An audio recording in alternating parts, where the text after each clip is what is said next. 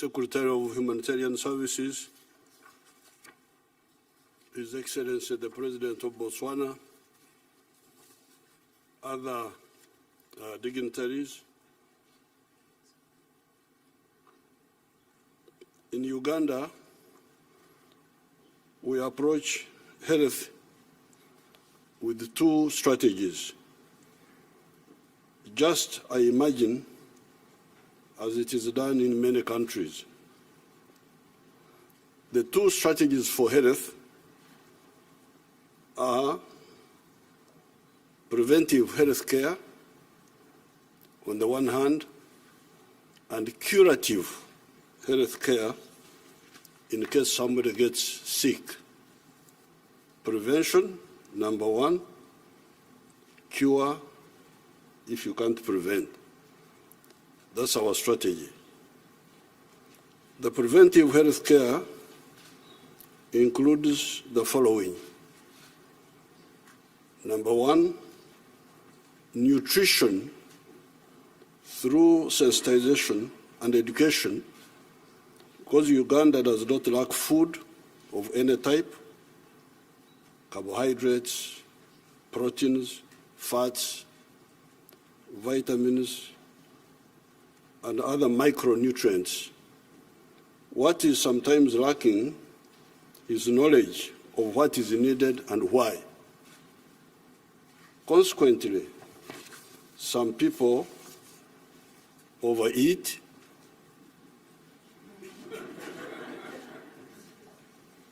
others undereat, and others miseat. In other words, eat what they do not need and fail to eat what they need. Income inequalities, especially in the towns where there are unemployed persons that no longer have access to land, sometimes causes malnutrition. Because in Uganda, most families have land. It is not like in other parts of the world where many people don't have land. In Uganda, it is the other way around. Almost everybody has land. So those who have land, they grow their own food. So the problem is not food, it is to know what food to eat and why. So the second preventive measure is hygiene. Hand washing, proper waste disposal, including latrines and waterborne sewage systems. This eliminates many diseases such as cholera, intestinal worms, hepatitis A, etc. Number three, safe water through boreholes, gravity flow schemes, protected springs, and piped tap water that eliminates many waterborne diseases such as cholera, worms, guinea worms, bilharzia, and other hazardous contaminants like heavy metals that can lead to cancer. Number four, vaccination that prevented smallpox and vaccinations that prevent the following diseases: polio, severe forms of TB, tetanus, whooping cough, diphtheria, hepatitis B, cases of pneumonia, severe diarrhea, yellow fever, anti-HPV. Anti-HPV is against cervical cancer, in our young girls, and COVID-19.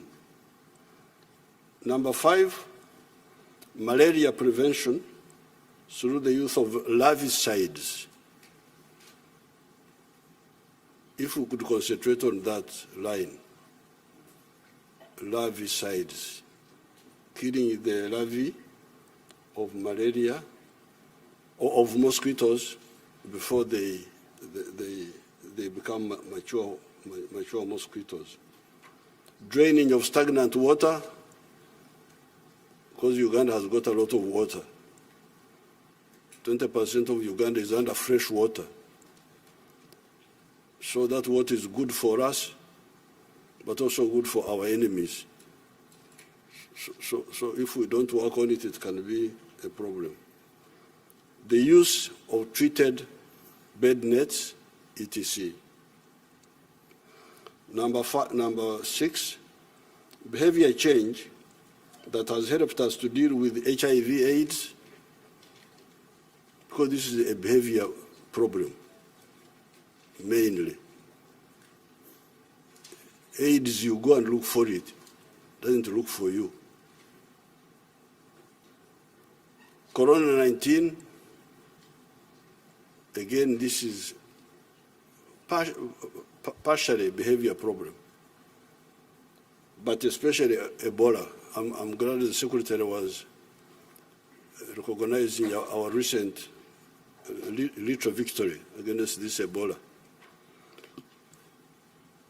When this Ebola came up recently, there's a new clan. There are different clans of Ebola.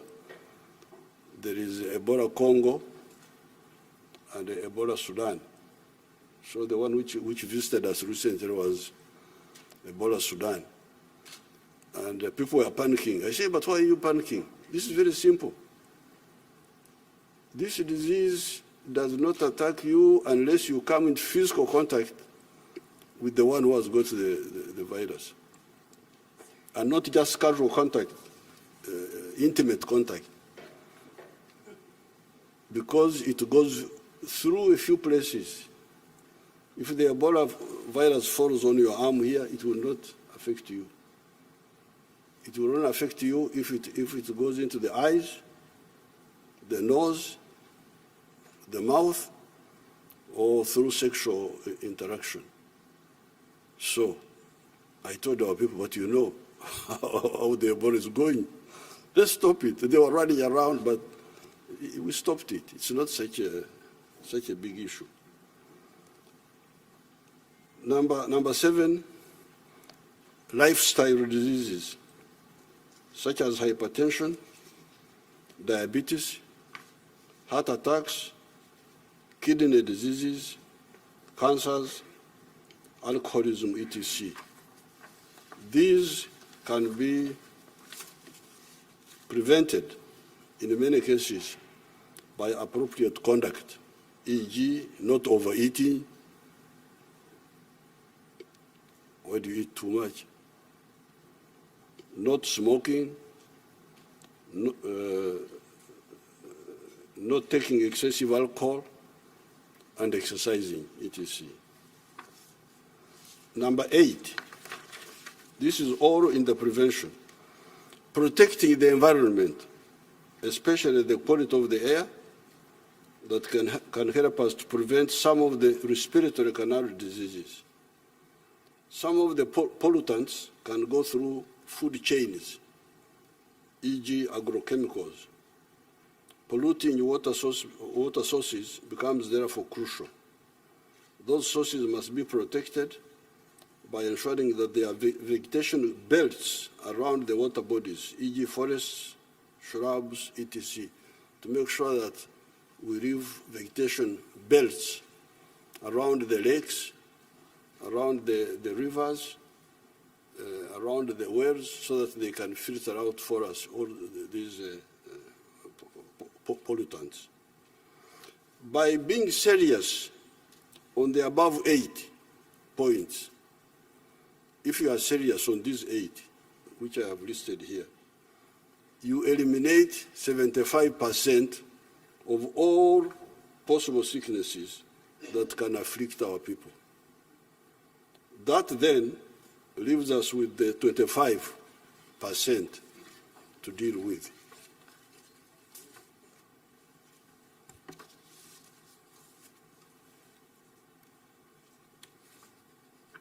It is here that now the curative network of our medical centers comes in. In Uganda, we have what we call a health center 3 per sub-county. And there are 2,184 sub-counties in Uganda. Then we have health center 4 at the county constituency. And there are 353 parliamentary constituencies in Uganda, out of which 167 have the health center 4s. We call them health center 4s. A constituency has around 100,000 persons. The third tier has a district hospital. This should be 147 in Uganda. However, we now have 45 of them. There are then the regional referral hospitals, which should be 21. We now have 16 of them. There is then the National Referral Hospital at Mulago, plus other specialized national health assets such as the Women's Hospital, the Joint Clinical Research Center for AIDS. All the above are government health facilities. There are, however, many private health facilities belonging to private people, to the churches, to Islamic groups, to private people, both local and foreign. We are now working on eliminating medical referrals abroad, because we have been having that problem of our people going to India, especially, and recently to Turkey. We are trying to eliminate that. Referrals mainly for heart, kidney diseases, and cancers, and sometimes involve organ transplants that have been taking US dollars 70 million from Uganda per year. Those referrals have been taking quite a bit of money from the country. We are going to going to reverse medical tourism. Instead of our people going out, we want people to come into Uganda by providing this super specialization service to patients from abroad, also taking advantage of the good high altitude climate of Uganda for the recovery of these patients. Because where they go, the climate is not so good. So when they recover, I think they will recover faster if they are in Uganda, because the climate is very good. Uganda's elevation is between 621 meters above sea level. So when I land in Washington, I get worried because I see on the computer of the plane that I'm 18 feet above sea level. I get really very worried.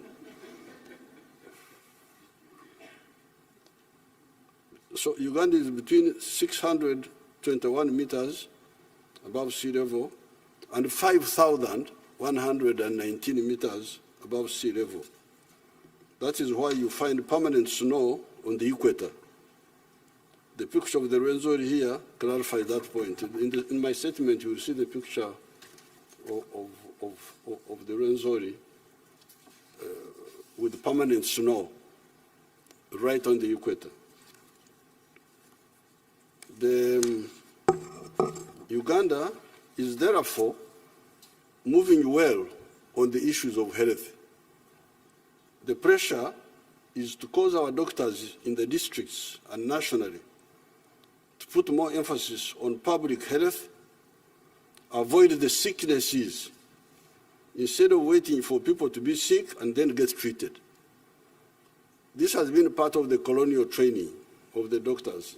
The doctors, the way they are trained they were trained in the past, it was for them to ambush the diseases, wait for people to be sick so that they are treated. But why do you wait for people to be sick? Why don't you stop it? This is our emphasis. They have that orientation. We are trying to convince them to please educate the people so that they don't get sick instead of waiting for them to be sick. That is how our population has risen from 14 million in 1986 to now more than 43 million. The population in 1986 was only 14 million, but it is now 43 million, and it will be 106 million by 2050. So don't worry about this population. I know some people are worried about population, but Africa has actually been underpopulated.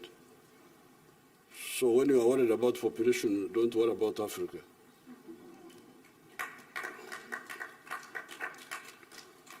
Africa is 12 times the size of India. You can put India into Africa 12 times, and it will fit there. Until very recently, the population of India has been bigger than the population of Africa. It is only now that for the first time, the population of Africa has overtaken the population of India. So you can see that really the population of the problem of Africa is not overpopulation, but rather the other opposite of underpopulation. This population of Uganda, which has risen more than almost 4 times in 30 years, we have no problem with it. It's not such a big issue. There are 2 areas where we are moving on our own, but where we would welcome collaboration if available. This is in the areas of pharmaceuticals and vaccines. It is not correct to continue with the present arrangement where in the global share of pharmaceutical production of US dollars 1.42 trillion, Africa's share is only US dollars 16 billion. Of the pharmaceuticals produced in the world, valued at 1.42 trillion, Africa's share is only 16 billion production. Uganda and Africa are better placed to produce many of the pharmaceuticals on account of the plants that we have in our area. Chinkona, which helped humanity with malaria from the year 1630, was a tropical plant. There are other sister plants in the tropics that can help man with many of the health problems. During the Corona-19 pandemic, one of our professors, Professor Patrick Ogwang, cross-matched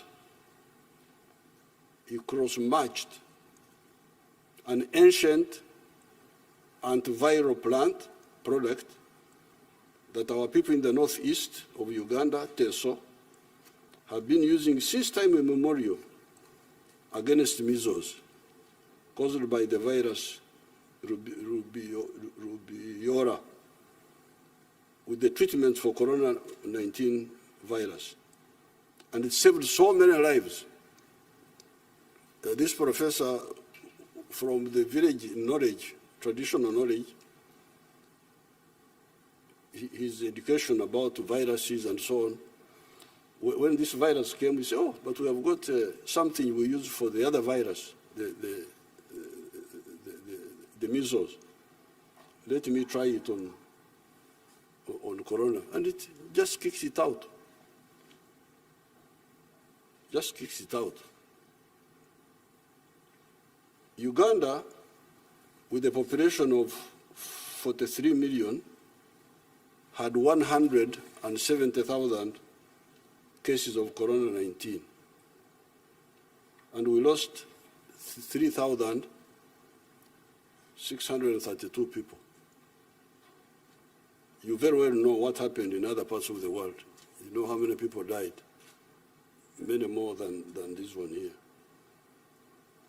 We are also working on developing all the types of vaccines needed for the humans and for the livestock. Our scientists have, for instance, discovered an anti-tick vaccine recently. On the side of the diagnostics, we are moving well, as we are doing on the side of sanitizers.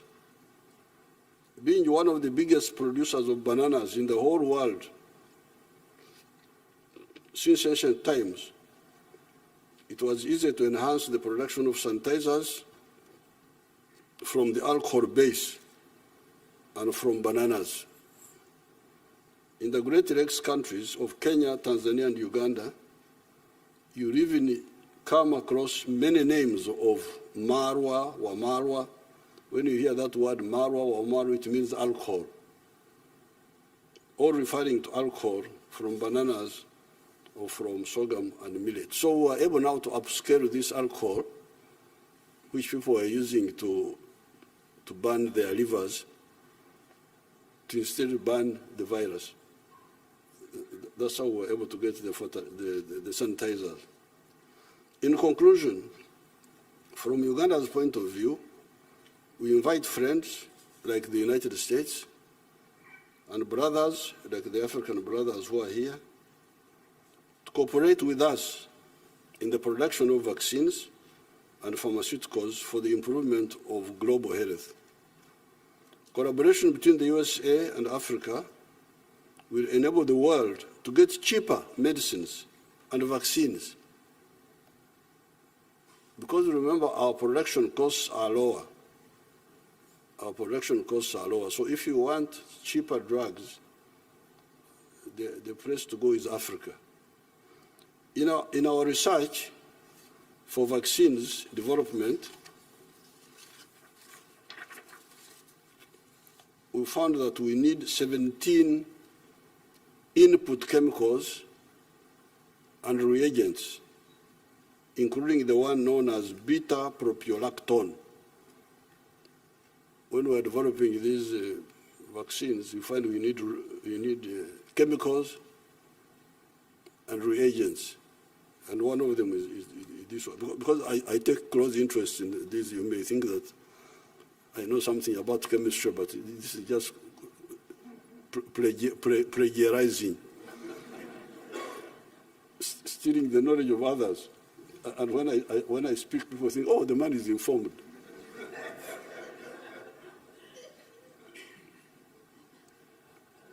Our scientists told me that this was from cassava that we produce in Uganda. So we're running around, ringing labs here, get us beta-propiolactone. Oh, what?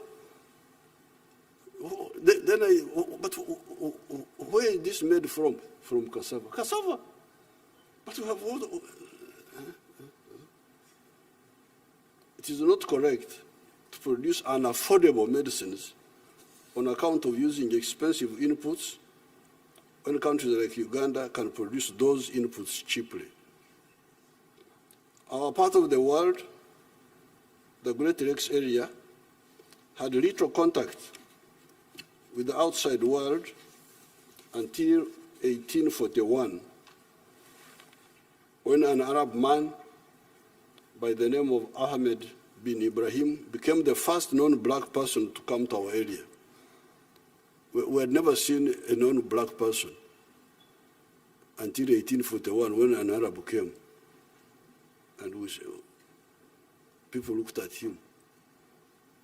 They didn't know that he had a skin. They thought he had no skin because he was the first non-black people they saw. So in those times, people were traveling by ships and walking on foot for 1,000 miles from the ocean. That slow way of movement, nevertheless, did not stop those travelers bringing the terrible smallpox called Omze, Ebkacha, Kawari in our languages in 1894 that killed so many people.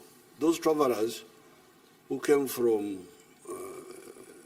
outside brought us terrible smallpox in 1894. If epidemics could spread in spite of the slow pace of movement of those days, how about now when people can hop from continent to continent in a matter of hours by aircraft? The recent phenomenon of COVID-19 has clearly shown this.